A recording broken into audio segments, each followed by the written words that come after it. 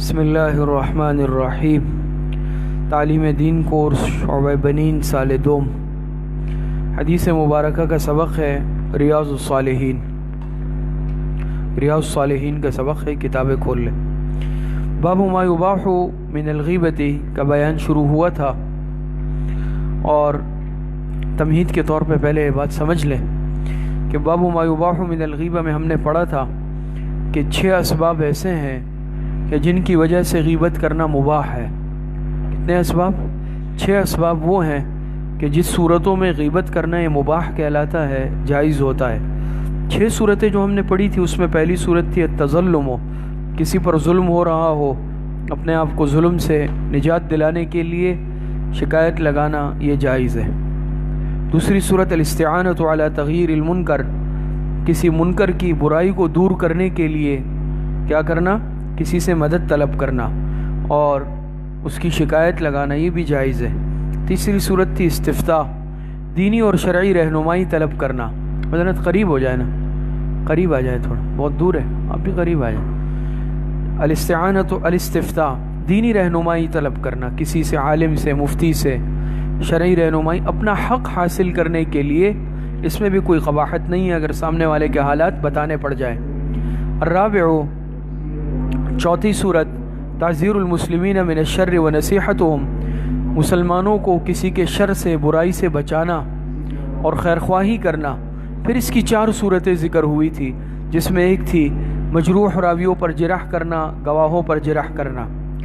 دوسری صورت ہم نے پڑھی تھی مشاورت کرنا، کسی سے مشورہ لینا، رشتے کے سلسلے میں ہو، شرکت پارٹنرشپ کے معاملے میں ہو، امانت رکھوانے کے معاملے میں ہو، پڑوس اختیار کرنے کے، یا کوئی بھی معاملہ ہو۔ تیسری صورت ہم نے پڑھی تھی اگر کوئی کسی سے علم حاصل کرنے کا متمنی اور خواہش مند ہے، لیکن وہ جس سے علم حاصل کرنے جا رہا ہے وہ خود کیا ہے؟ وہ مبتدع ہے، فاسق ہے، بدعقیدہ ہے، غلط فکر اور سوچ والا ہے، تو ایسے شخص کو مطلع کرنا، بچانا، یہ بھی ضروری ہے۔ اور چوتھی صورت پڑھی تھی کسی کے پاس کوئی ولایت یعنی عہدہ منصب آ جائے، لیکن وہ اس عہدے کا خیال نہ رکھے، حق ادا نہ کرے، یا تو اس میں صلاحیت، استعداد ہی نہیں ہے، اور یا پھر وہ خود فاسق ہے یا مغفل ہے، تو ایسی صورت میں کیا کرنا؟ اس کی شکایت لگانا تاکہ اس معاملے کو اہل کے سپرد کیا جائے، یہ بھی غیبت میں نہیں آئے گا۔ 5ویں صورت، 4 صورتیں تو یہ ہو گئی، 5ویں تھی اگر کوئی مجاہرم بفسقہ علی الاعلان، اعلانیہ طور پر گناہوں کے اندر مبتلا ہے، بدعات میں مبتلا ہے، یا جیسے کوئی خدا نخواستہ شراب نوشی میں لوگوں کے ساتھ ظلم و ستم کرنا، لوگوں سے جبری طور پر ٹیکس وصول، بتہ وصول کرنا، اور لوگوں کے مال پر قبضہ کرنا، باطل امور کی نگرانی، یہ سب کے ایسے شخص کی شکایت لگانا درست ہے بلکہ ضروری ہے۔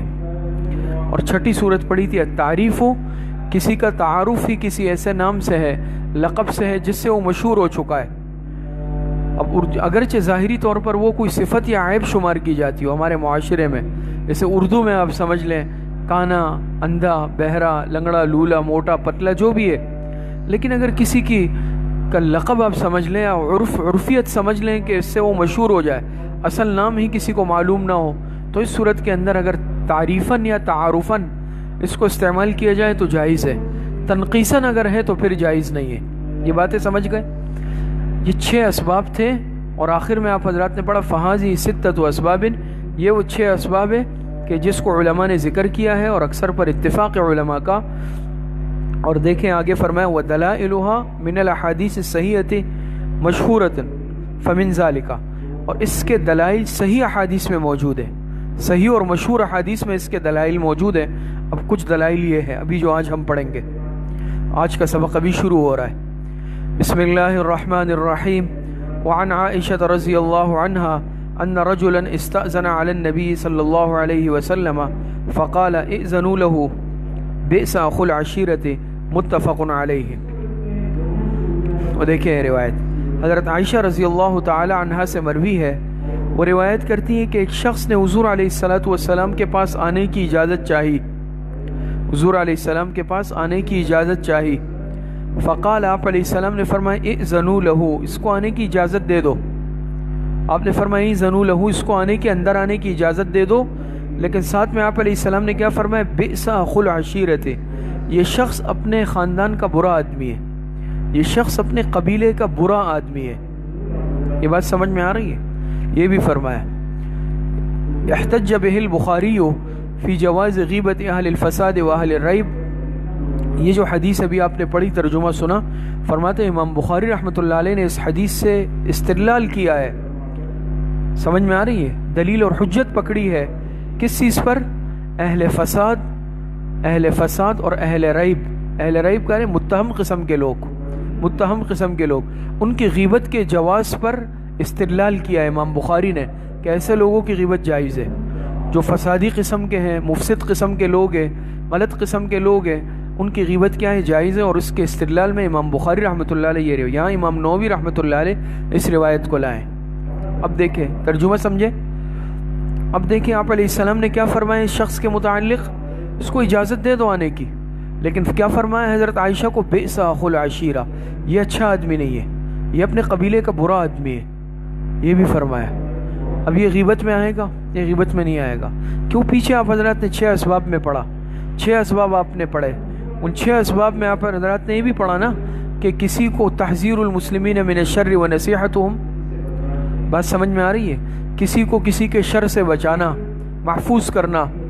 اب ظاہری بات ہے اس طرح کا آدمی اگر آئے گا، اس کے مزاج میں شر غالب ہے، فساد غالب ہے، اور دوسرا آدمی واقف نہیں ہے، وہ اس سے کوئی بات چیت یا معاملہ کرے گا، اور وہ جو ہے کیا ہو جائے گا، یہ مقصد یہ ہے کہ نقصان پہنچے گا اس کو، سمجھ میں آ رہی ہے؟ تو آپ علیہ الصلوۃ والسلام نے پہلے سے فرمایا، اور دیکھیں روایتوں میں اس کی تفصیل بھی ہے۔ جب یہ شخص آیا، آپ علیہ الصلوۃ والسلام اس کے ساتھ بہت اخلاق کے ساتھ پیش آئے، بہت اچھے انداز میں پیش آئے۔ جب یہ اٹھ کے واپس گیا، حضرت عائشہ رضی اللہ تعالی عنہا نے عرض کیا اللہ کے رسول، پہلے آپ نے فرمایا تھا بئس اخو العشیرہ، یہ اپنے قبیلے کا برا آدمی ہے، کنبے کا، پھر آپ نے اس کے ساتھ بہت اخلاق کے ساتھ بات کی۔ تو آپ علیہ السلام نے حضرت عائشہ سے فرمایا کہ عائشہ کیا تم نے مجھے برے اخلاق والا پایا ہے؟ کیا تم نے مجھے برے اخلاق والا کبھی پایا ہے؟ بات سمجھ میں آ رہی ہے؟ تو اس روایت میں تو یہ تفصیل نہیں ہے، باقی روایتوں میں ہے بعض جگہ پہ۔ تو اس میں دیکھیں ہمارے لیے سبق، آپ علیہ السلام نے امت کو سکھایا، تعلیم دی۔ ایک چیز ہوتی ہے مدارات، کیا؟ ظاہری مدارات۔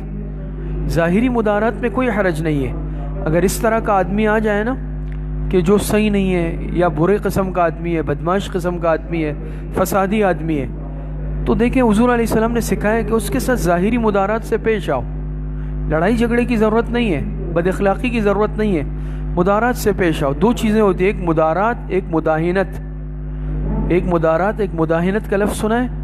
مدارات جائز ہے، مداہنت جائز نہیں ہے، سمجھ میں آ رہی؟ مدارات کہتے ہیں اپنے دین کے لیے دنیا کا نقصان کر دینا، دین کی خاطر دنیا کا نقصان کرنا۔ مداہنت کہتے ہیں دنیا کی خاطر دین کا نقصان کرنا، مداہنت جائز نہیں ہے۔ مداہنت کہتے ہیں انسان اپنی دنیا بچانے کے لیے حق بات چھپا لے دنیا کی خاطر، وہ جائز نہیں ہے۔ مدارات کہتے ہیں کہ انسان ایک ظاہری طور پر آؤ بھگت کر لے، اس میں کوئی دین کا نقصان نہیں ہو۔ آپ اگر کسی کا اکرام کریں گے، وہ آدمی چاہے صحیح نہیں ہے کردار کے اعتبار سے، لیکن آپ کا کوئی دینی نقصان تو نہیں ہے نا، بلکہ فائدہ ہوگا۔ فائدہ کیا ہوگا کہ آپ اس کے شر سے بچ جائیں گے۔ دیکھیں بعض لوگ ہوتے ہیں نا، ان کے مزاج میں شر غالب ہوتا ہے، اگر خدا نخواستہ انسان ان کے ساتھ صحیح پیش نہیں آئے ان کے مزاج کے مطابق، تو بہت ممکن ہے کہ وہ ہمارے لیے بھی مصیبت بن جائے۔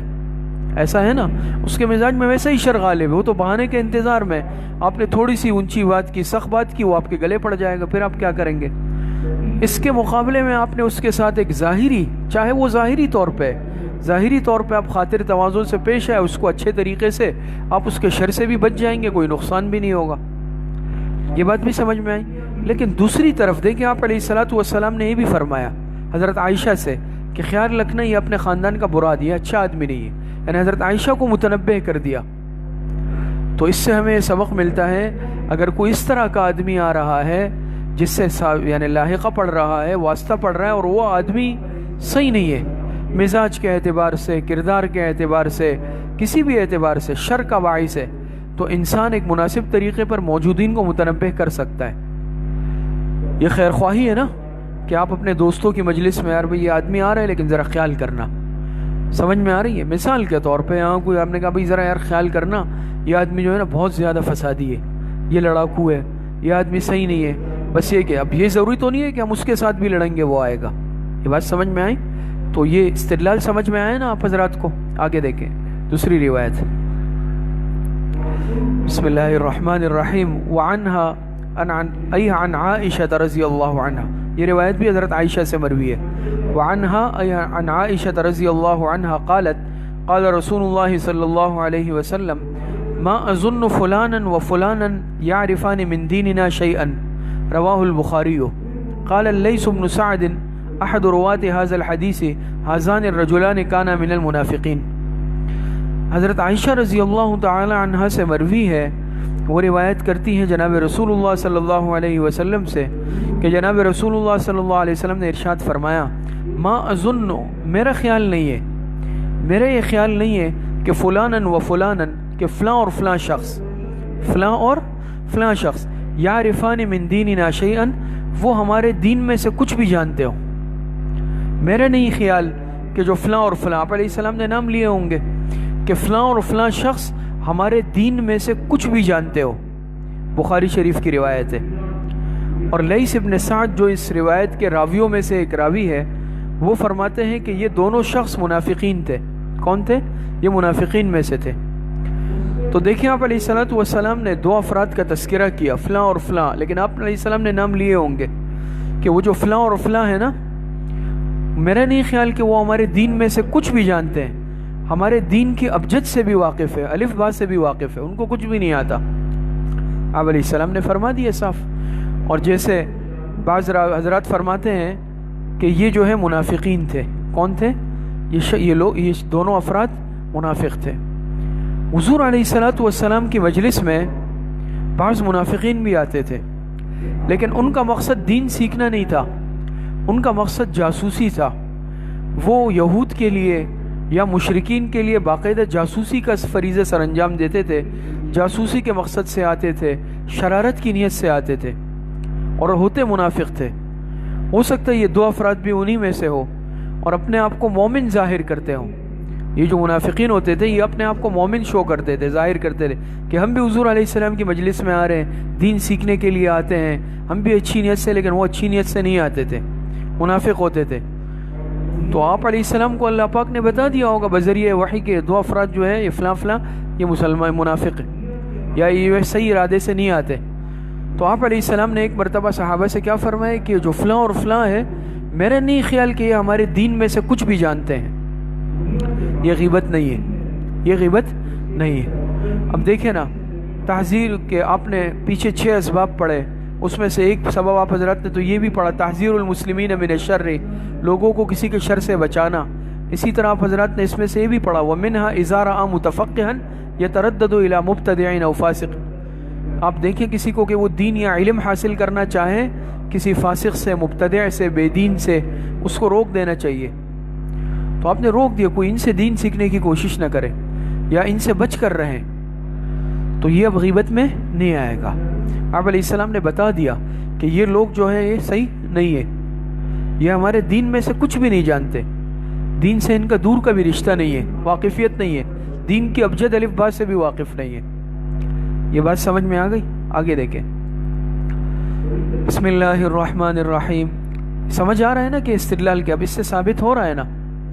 وعن فاطمة بنت قیس رضی اللہ عنہا قالت اتیت النبی صلی اللہ علیہ وسلم فقلت ان ابا الجهم ومعاویة خطبانی فقال رسول اللہ صلی اللہ علیہ وسلم اما معاویة فصعلوک لا مال له واما ابو الجهم فلا يزع العصا عن عاتقه متفق علیہ۔ حضرت فاطمہ بنت قیس رضی اللہ تعالی عنہ سے مروی ہے، وہ روایت کرتی ہیں کہ میں جناب نبی کریم صلی اللہ علیہ وسلم کی خدمت میں حاضر ہوئی اور میں نے عرض کیا کہ ابو الجہم، یہ کنیت ہے کسی کی، کہ ابو الجہم اور معاویہ خطبانی، انہوں نے مجھے پیغام نکاح بھیجا ہے، میرے رشتے آئے دو جگہ سے۔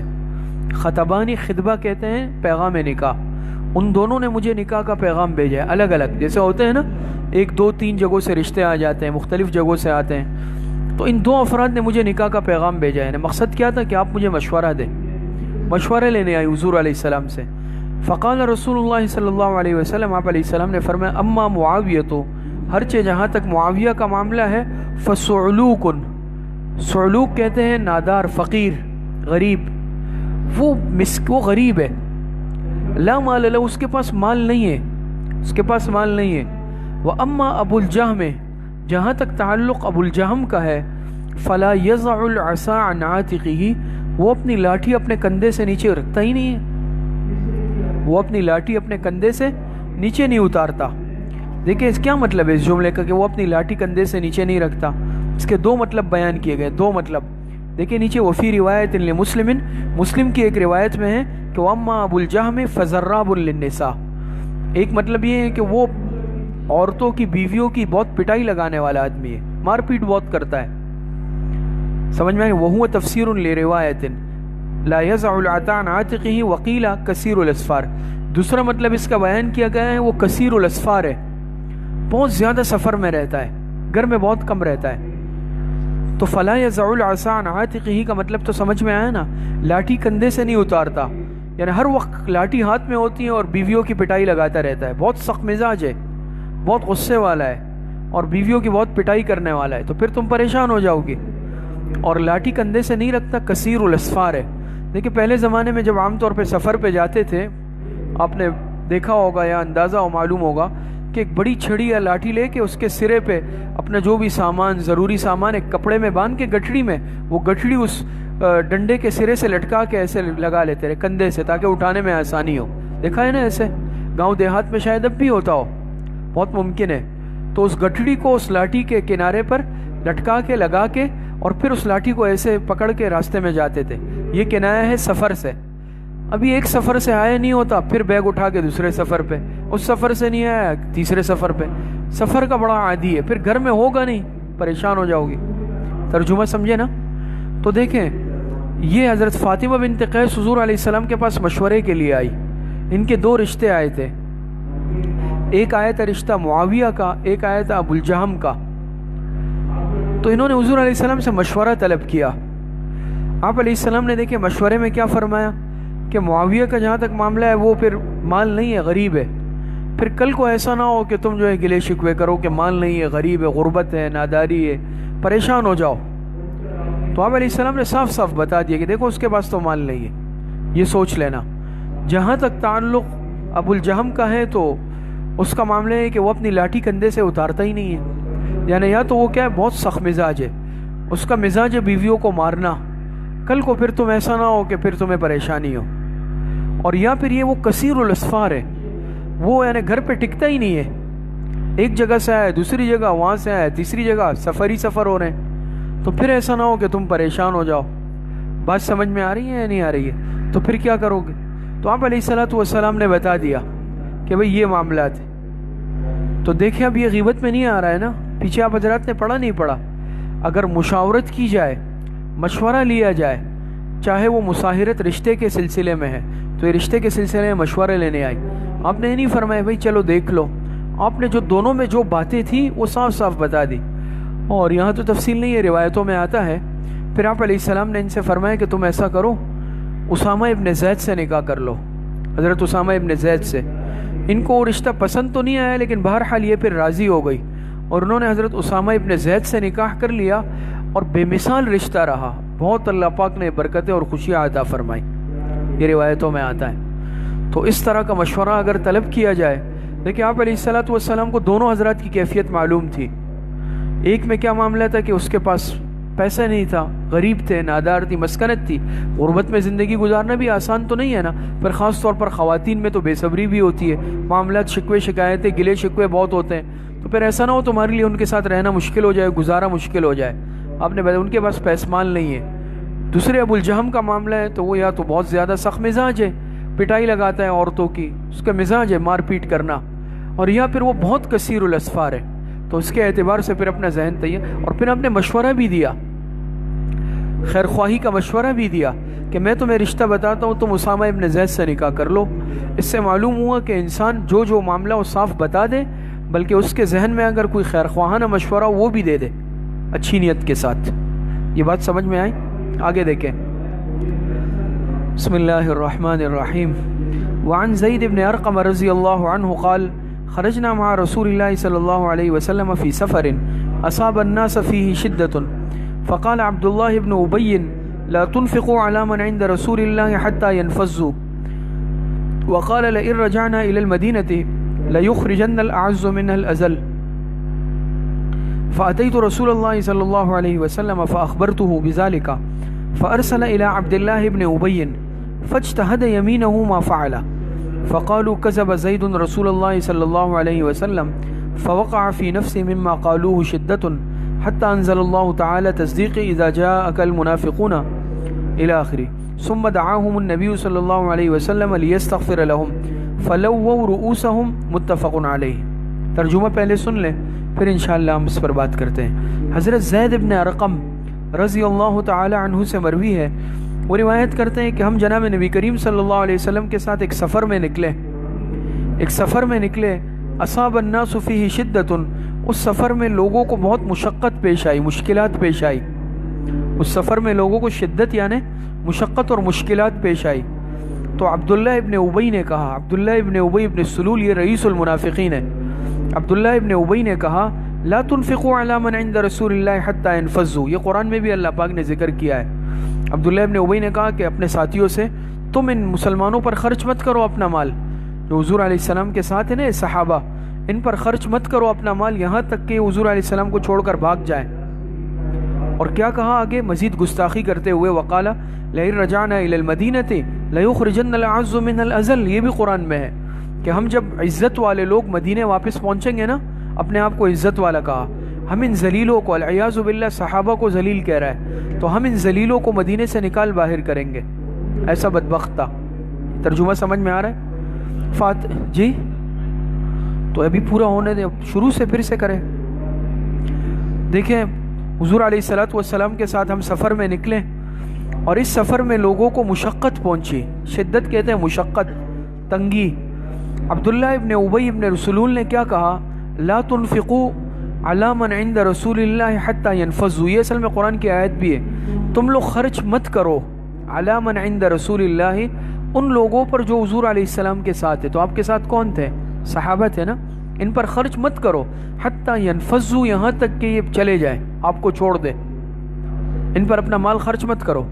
اور کیا کہا وقال لئن رجعنا الى المدینة، ہم جب مدینہ پہنچیں گے نا لوٹ کر تو لیخرجن الأعز منها الأذل، اعز ہم جو عزت والے لوگ ہیں ہم کیا کر دیں گے، نکال باہر کریں گے منہا اس مدینہ سے، ازل ذلیل لوگوں کو، اپنے آپ کو عزت والا کہا، صحابہ کو ذلیل کہا۔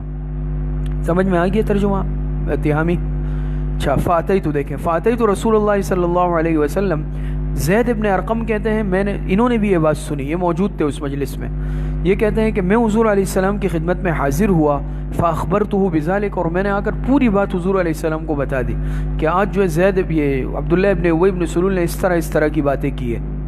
فارسل الی عبداللہ ابن ابی، آپ علیہ السلام نے عبداللہ ابن ابی ابن سلول کو بلوایا، جب یہ آیا تو فاجتہد یمینہ ما فعل، اس نے پکی قسمیں کھائی کہ ویسا کچھ ہوا ہی نہیں ہے، میں نے تو کچھ بولا ہی نہیں ہے، اس نے قسمیں کھائی، اور فاجتہد یمینہ، پکی قسمیں کھائی، قسموں پہ قسمیں کھائی کہ ما فعل، میں نے ایسا نہیں کیا ہے۔ سمجھ میں آ رہی ہے؟ جب اس نے اتنی قسمیں کھائی تو فقالوا کذب زید رسول اللہ صلی اللہ علیہ وسلم، لوگ کیا کہنے لگے کہ زید ابن ارقم نے حضور علیہ السلام سے جھوٹ بولا ہے۔ اب ظاہری بات ہے یہ اپنے آپ کو مسلمان شو کرتا تھا، بڑی عمر کا تھا، اور زید ابن ارقم نوجوان کم عمر ہوں گے، جب اس نے اتنی قسمیں کھائی تو لوگ کہنے لگے یار یہ زید ابن ارقم نے جو ہے نا شاید اس نے جھوٹ بولا ہے حضور علیہ السلام، اس طرح کی باتیں ہونے لگی۔ جب اس طرح کی باتیں ہونے لگی تو فوقع فی نفسہ مما قالوہ شدۃ، زید ابن ارقم کہتے ہیں کہ لوگوں کے ان باتوں سے میرے نفس میں شدید مجھے دکھ محسوس ہوا، مجھے اپنے دل میں شدید قسم کا کیا محسوس ہوا، شدت کہتے ہیں یعنی ایک افسوس، دکھ محسوس ہوا کہ لوگ مجھے جھوٹا بھی سمجھ رہے ہیں۔ بات سمجھ میں آ رہی ہے؟ حتی انزل اللہ تعالی، یہاں تک کہ اللہ پاک نے قرآن کی آیات نازل فرمائی میری تصدیق میں، زید بن ارقم کی تصدیق میں اللہ پاک نے وحی نازل فرمائی، قرآن کی آیت ہے کون سی؟ سورہ منافقون کی ابتدائی آیت ہے، اذا جاءک المنافقون قالوا نشهد انک لرسول اللہ واللہ یعلم انک لرسولہ واللہ یشهد ان المنافقین لکاذبون، یہ آیتیں ہیں نا، اللہ پاک نے قرآن میں نازل فرمائی کہ یہ منافقین جھوٹ بول رہے ہیں، یہ منافق جھوٹ بولتے ہیں اور یہ سچے ہیں۔ اللہ پاک نے ان کی تصدیق قرآن میں نازل فرمائی، یہ ایسے خوش قسمت لوگ تھے۔ پھر حضور علیہ السلام نے دیکھے اتنے آپ رحمت للعالمین مہربان تھے، اس کے باوجود آپ نے عبداللہ ابن ابی ابن سلول اور ان کے ساتھیوں کو بلوانا چاہا کہ ان کے لیے دعائیں مغفرت کریں، لیکن وہ ایسے بدبخت تھے. دیکھیں ثم دعاهم النبی صلی اللہ علیہ وسلم، پھر آپ علیہ السلام نے ان کو بلایا پھر سے، کیوں؟ لیستغفر لهم، تاکہ ان کے لیے دعائیں مغفرت کر لے اللہ پاک سے ان منافقین کے لیے. لیکن فلووا رؤوسهم، وہ اپنے سروں کو ہلا کر رہ گئے. سروں کو ہلانے سے مطلب یہ انہوں نے انکار کیا کہ بھئی ہمیں ضرورت نہیں ہے، ہمیں استغفار کی ضرورت نہیں ہے، نہیں ہے. ترجمہ سمجھ گئے؟ یہ واقعہ ہے غزوہ بنی مستلق کا. غزوہ بنی المستلق یہ غزوہ ہے، صحابہ حضور علیہ السلام کے ساتھ نکلے غزوے میں. وہاں پر ایک بات پیش آئی، ایک معاملہ پیش آیا، ایک واقعہ ہوا. ایک انصاری اور ایک مہاجر صحابی کی کسی بات پر تو میں ہو گئی، آپس میں ہو جاتا ہے نا. جب ہو گئی تو انصاری نے اپنے ساتھیوں کو آواز دی، یا للانصار، انصاریوں میری مدد کو آؤ. مہاجر نے کہا یا للمہاجرین، مہاجرین میری مدد کو آؤ. ایک نعرہ لگایا دونوں نے. آپ علیہ السلام نے شور سنا، آپ نے فرمایا کیا معاملہ ہے؟ جب آپ کو پتہ چلا آپ سخت ناراض ہو. آپ نے کہا یہ کیا جاہلیت اور تعصب کے نعرے ہیں، یہ کون سا بدبودار نعرہ ہے؟ دیکھیے قومیت اسی طرح ہوتی ہے نا، قوم پرستی کی طرف بلانا، عصبیت. آپ نے سخت ناراضگی کا اظہار کیا. یہ معاملہ تو ہو گیا، معاملہ صحیح. لیکن یہ جو عبداللہ ابن ابی ابن سلول تھا، اس کو شرارت کا موقع ملا. یہ انصار میں سے تھا. اس نے اپنے ساتھیوں سے کہا، انصار سے، کہ دیکھا میں نہیں کہتا تھا یہ جو مکے سے آئے ہیں مہاجرین پر اپنا مال نہیں لگاؤ، ان کے ساتھ تعاون مت کرو، ان کو ٹھکانہ مت دو. اب دیکھا نا، اب جو ہے تم پہ چڑھ رہے ہیں، اب تمہارے ساتھ لڑائی جھگڑا کر رہے ہیں، اب یہ نوبت آئی ہے. اور کہا کہ اب ایک پیسہ تم لوگ خرچ مت کرنا حضور علیہ السلام اور ان کے ساتھیوں پر، خرچ مت کرو ان لوگوں پر، ان صحابہ پر. المنافقین حضرت زید بن ارقم اس مجلس میں تھے، انہوں نے سن لیا یہ حضور علیہ السلام کے پاس ہے، اور کہا کہ اللہ کے رسول آج عبداللہ ابن ابی ابن سلول نے یہ گستاخانہ کلمات کہے ہیں. آپ علیہ السلام نے بلایا اس کو، پوچھا بھئی تم نے اس طرح کہا ہے؟ اس نے قسمیں کھائی کہ میں نے تو کچھ بھی نہیں کہا. منافق تھا نا، اس نے پکی قسمیں کھائی کہ میں نے تو کہا ہی نہیں ہے. تو جب اس نے قسمیں کھائی، آپ علیہ السلام نے ظاہری بات ہے اس کے ظاہری قسموں پر، اور اپنے آپ کو مسلمان ظاہر کرتا تھا، بڑی عمر کا تھا، تو آپ نے فرمایا سچ بول رہا ہوگا.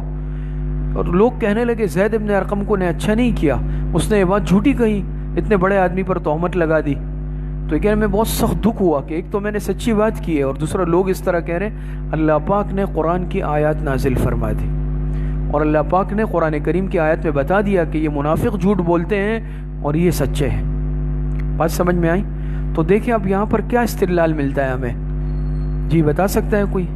جی ہاں، حضرت زید ابن ارقم نے آ کے یہ بات کی، یہ غیبت نہیں ہے، یہ غیبت نہیں ہے، کیونکہ وہ آدمی منافق تھا، وہ نقصان پہنچا رہا تھا، وہ لوگوں کو اکسا رہا تھا.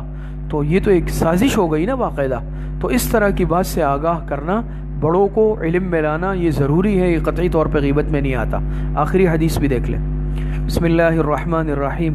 وعن عائشة رضی اللہ عنہ قالت ہند امرأة ابی سفیان للنبی صلی اللہ علیہ وسلم ان ابا سفیان رجل شحیح وليس يعطيني ما يكفيني وولدي إلا ما أخذت منه وهو لا يعلم قال خذي ما يكفيك وولدك بالمعروف متفق علیہ. پہلے ترجمہ سن لیں.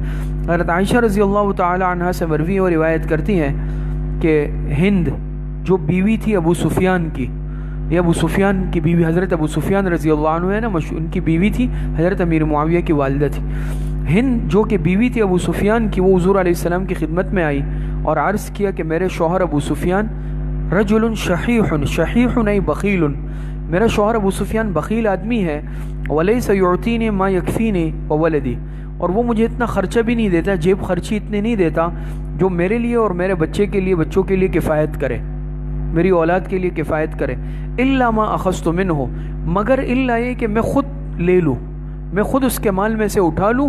وہو لا یعلم، اور اس کو پتہ نہ چلے، تب گزارا چلتا ہے، ورنہ وہ خود سے نہیں دیتا.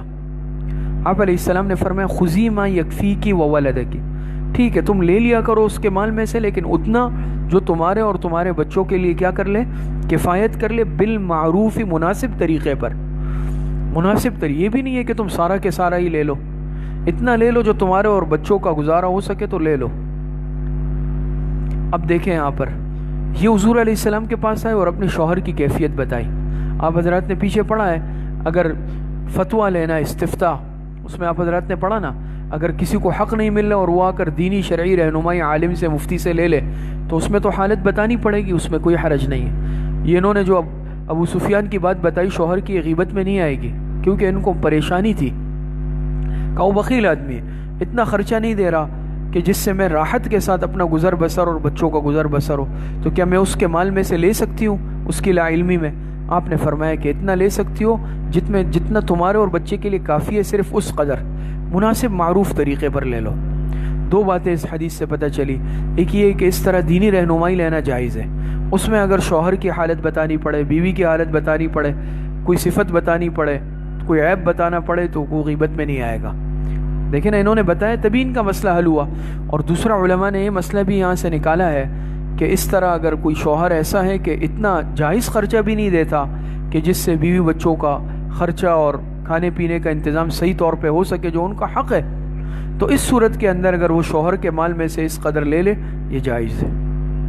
اور شوہروں کے لیے بھی اس میں سبق ہے کہ اپنے بیوی بچوں کے نان نفقے کا اچھے طریقے اور اچھے انداز پر کیا کرے، خیال رکھے، ان کی ضروریات کا خیال رکھے تاکہ وہ مجبوری کی طرف نہ جائے۔ تو اس سے ہمیں دیکھیں آپ استدلال سمجھ میں آیا نا اس سے بھی کہ اگر دینی رہنمائی بیوی کو بھی لینی پڑے، شوہر کو یا کسی کو بھی، اور اس میں شوہر یا بیوی یا آپس میں یا کسی کے بھی احوال بتانے پڑ جائے، انہوں نے ایک بخل کی صفت تھی وہ بتا دی، تو اس میں کوئی حرج نہیں ہے۔ اللہ پاک صحیح عمل کی توفیق نصیب فرمائے۔